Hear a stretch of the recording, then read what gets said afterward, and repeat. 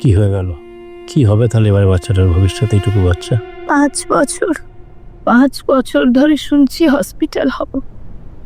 যখন ওর বুকে ব্যথা উঠলো, চাপদানিতে একটা হসপিটাল নেই যেখানে অক্সিজেন সিলিন্ডার পাওয়া যায়। ভোট আসলেই চাপদানিতে সব বড় বড় নেতারা আসতেই যায়, বড় বড় প্রতিশ্রুতি দেয়, হাসপাতাল হবে, রাস্তা হবে, কিন্তু দেখা যায় নেতারা দেশ বিদেশ ঘুরে বেড়ায়।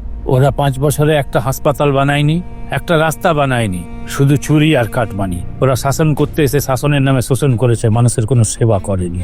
আর কত লাশ দেখবো আমরা? আর কত পরিবার খালি হবে? তাই আর কোনো ভুল নয়, এবার সময় এসেছে শাসক পাল্টাবার। এবার চাপদানির মানুষ উন্নয়ন চায়, আর মিথ্যে প্রতিশ্রুতি নয়। আমি আমার স্বামীকে হারিয়েছি, আর কেউ এইভাবে যেন তার আপনজনকে হারানোর কষ্টটা না পায়।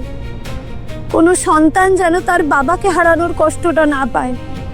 এইবার পাল্টানো দরকার। চাপদানির ভালোর জন্য এবার আমাদের বিজেপি সরকার আনতেই হবে। দিলীপ দাই পারবে আমাদের এই অবস্থা থেকে বাঁচাতে। তাই আমাদের সবার উচিত দিলীপ দাকে সাপোর্ট করা। চলো এবার পাল্টাই, হোক পরিবর্তন। চাই বাংলায় বিজেপি সরকার।